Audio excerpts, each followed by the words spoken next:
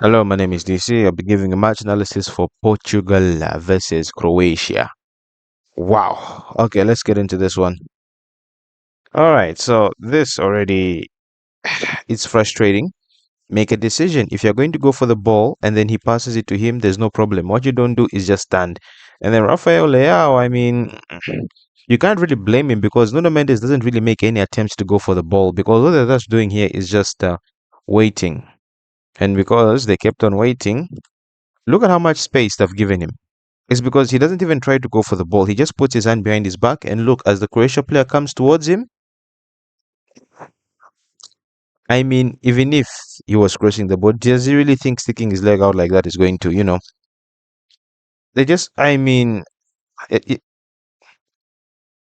you're just asking for problems. You really just, I mean, yeah, this one they definitely deserve to concede this because if you're giving someone that much time and space that, and then he doesn't even go towards the ball, he just goes straight.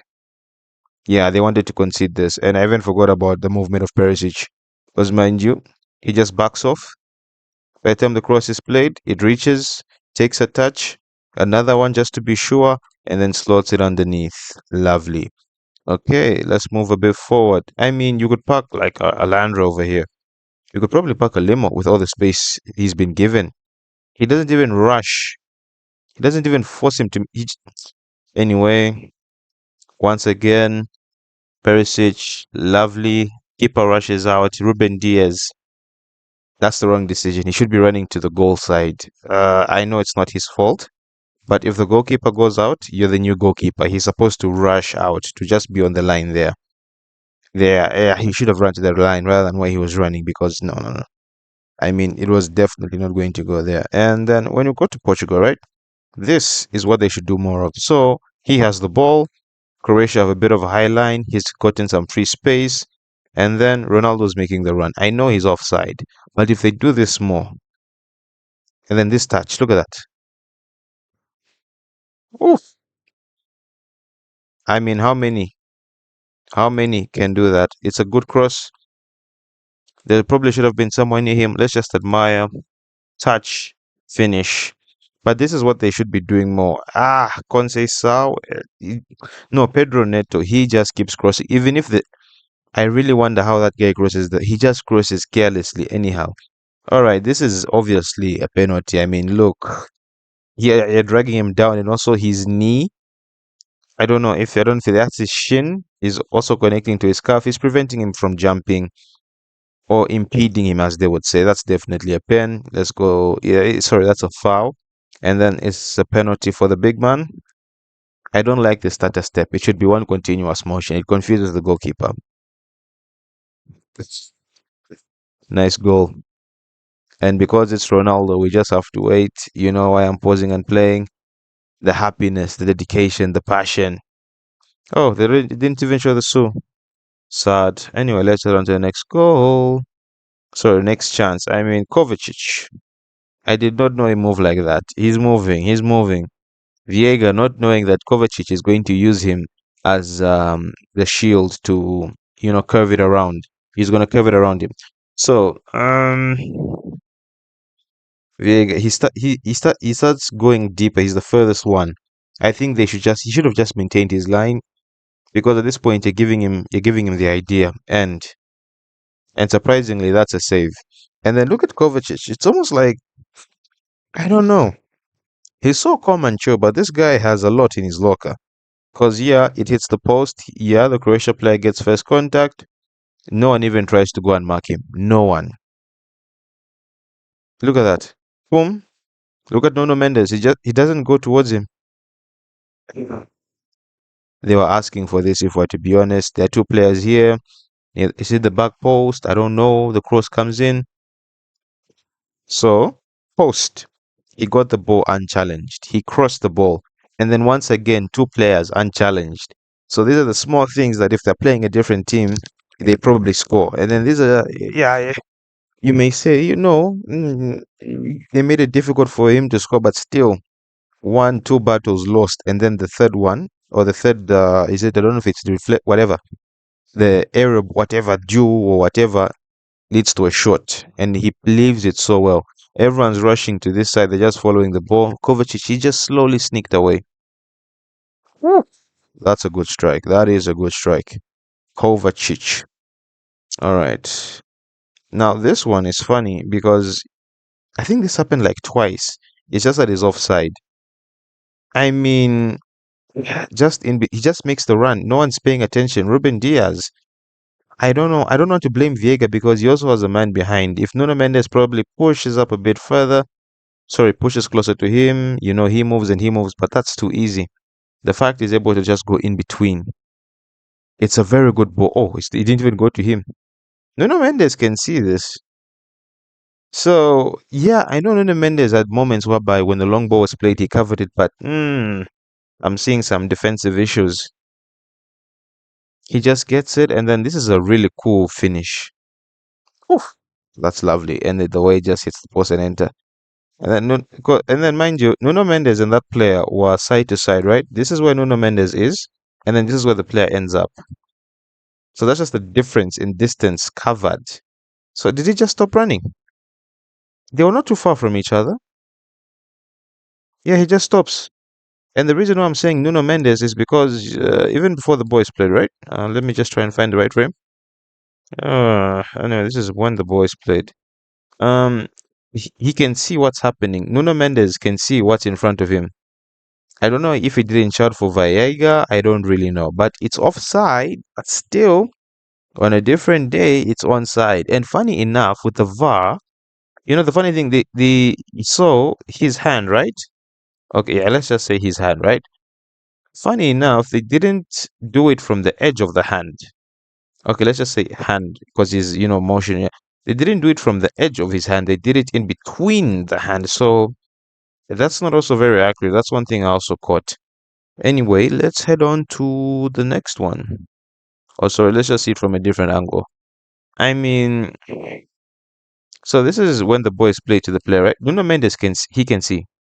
He should not worry about him. The ball has to travel. Tuck in, make sure he's covered.